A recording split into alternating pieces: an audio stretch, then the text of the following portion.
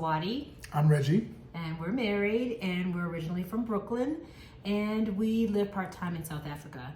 So we call this the B side of South Africa because we look at the other side of South Africa that either is not explored normally or that is talked about, but we see another perspective. So This is all about our perspective. It's not the scientific truth necessarily. It's just really our opinions. Mm-hmm.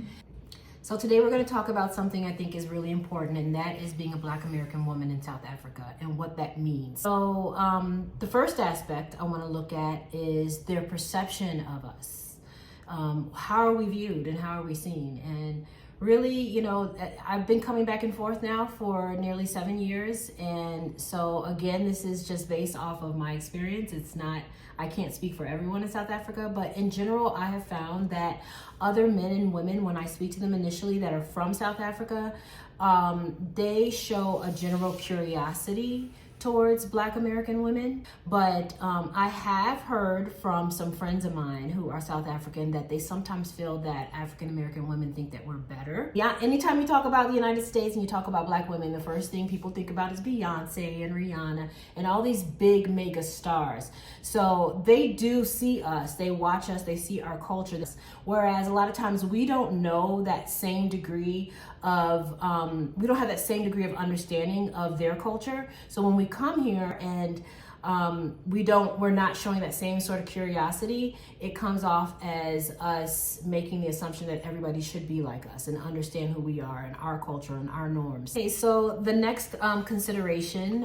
Okay, but hold on for 1 second. Before you move on to the next topic, I just want to, push a little bit on that last one, because you kind of left that idea out there, and I'm just wondering, what do you think is kind of the cause of it, or like, what's the answer to maybe shifting that perception? I'm not sure. I'm really not sure. Yeah. You have to be able to ask them. I have to establish enough of a relationship to be able to ask them honestly, what is it about the way that I'm speaking, or maybe my tone, or what I'm saying that makes you feel that way. Or maybe it's the universal perception of Americans. Like, we go to any country, we constantly hear the feedback about Americans being aggressive or arrogant or things like that. So maybe it's not so different here. Maybe it's like other places, but we don't necessarily know, Yeah, I think but I think it's a valid question, yeah, and a valid conversation. So I'm going to table that conversation, and I'm going to actually probably have some guests on. There's some other episodes we have coming up where we're going to have guests.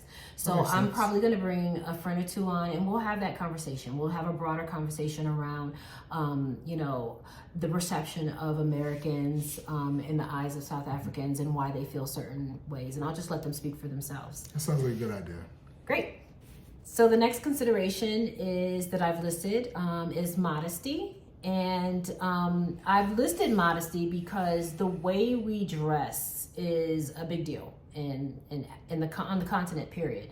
And it varies from country to country. So in South Africa, I would say in general, modesty is valued. It's not extremely strict for women. You do see, young girls, probably age 21 or under, wearing shorts, booty shorts, those types of things. Bonnets, in the malls outside. Yeah. So you do see a lot of similarities with the U.S., especially like urban U.S. Mm-hmm. But in general, after a certain age, probably after like marriage age, a lot of the women, if they get married, it will be around age 23, 24, 25. They change their dress after they become mothers.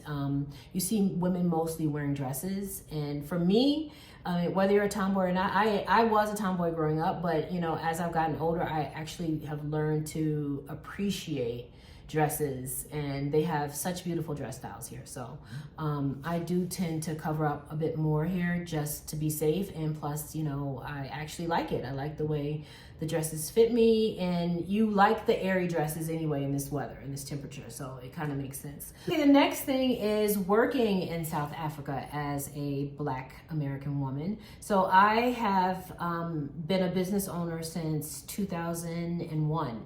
And I started my business, got my LLC in 2001. So it's been about 23 years, going on 24 years that I've been a business owner. Right now, I am the publisher and owner of a daily newspaper that covers Brooklyn. And so, and I do other things in media.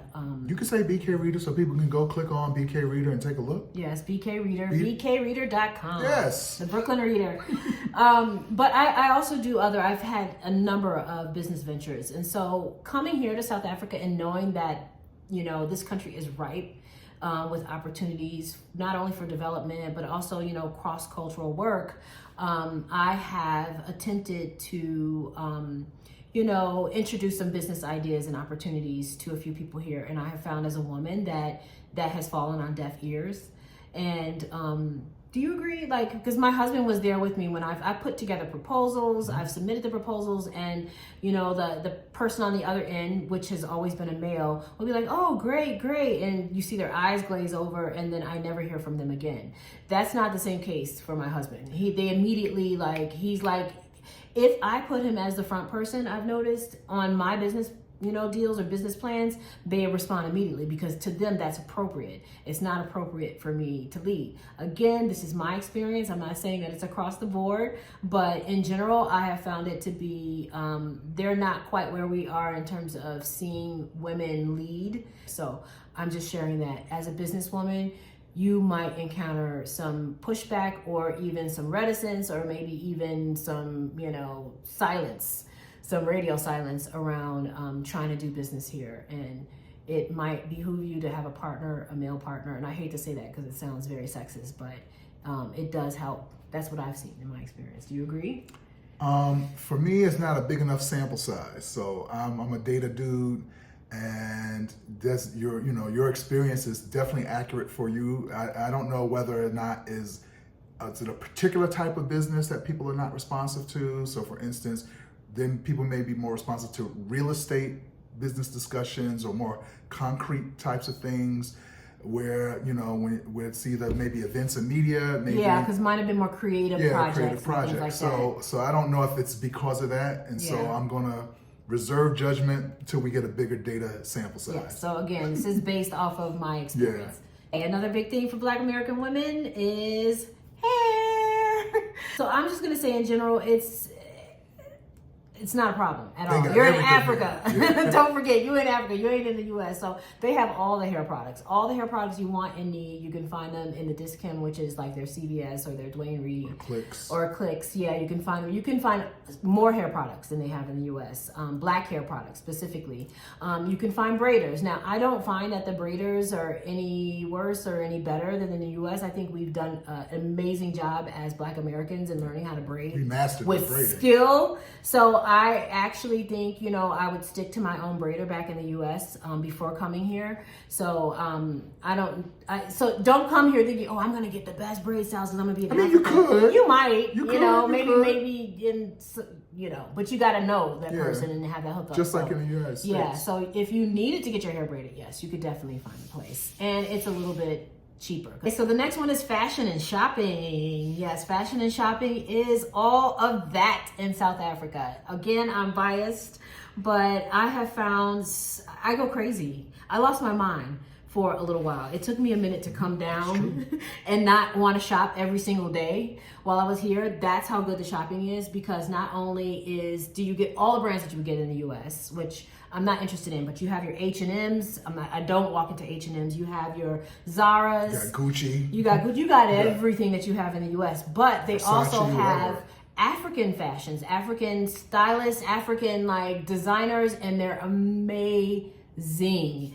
And they have this neat thing that they do where they'll have a store and they'll feature all independent designers. You can find them in every mall. Like there's like 2 or 3 stores where it's all local independent designers that are selling their wares, and it's usually for a cheaper price, and it's like way more authentic, and it just looks amazing. So, and the coloring, everything, I'm just totally in love with African fashion. And it's not like the prototypical, dashiki. Yeah, it's not dashiki, and it's not always the African print either. Yeah, kente cloth. Yeah, not even kente, but there's different mud kinds. Cloths or not even mud cloths. I'm talking about just the prints. The African prints. Yeah, each country has their own traditional African prints, and they have their own here in South Africa. And so you can find those if you want them, absolutely. And you'll see some of that integrated into the fashion, but they have, you know, just regular fashion, modern fashion too, that has like this sensibility that it just resonates with me. And the last one, which is very important oftentimes for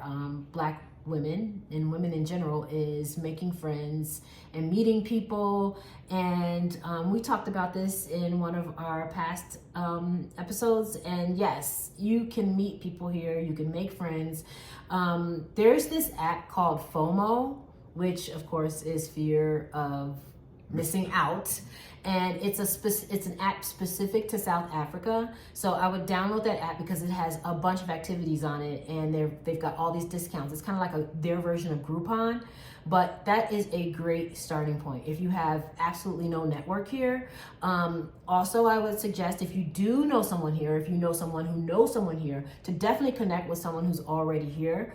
You can try to connect with us. We're kind of easy to reach through social and you know, online in general. But you know, just reach out to the folks that you have been seeing online or, you know, through social, and ask them what's going on, and they'll connect you to somebody. They'll connect you to somebody, and it becomes a process. But over time, you do start finding your fam. You start finding your crew. Yeah, it's a friendly country, and you know, has amazing events too. Yeah. Yeah, authentic events, great vibes. You'll love it. All right, so that's it for this segment. If you want to, we ask you to follow us, like, and subscribe, and we'll see you the next time. Oh yes, and if there's something that you want us to talk about that you haven't seen so far, leave it in the comments. If you got any questions? Yeah, just leave it in the comments, and we'll think about doing an episode on it. So until next time, you guys, we'll see you at the next episode of B-Side. Bye. Goodbye.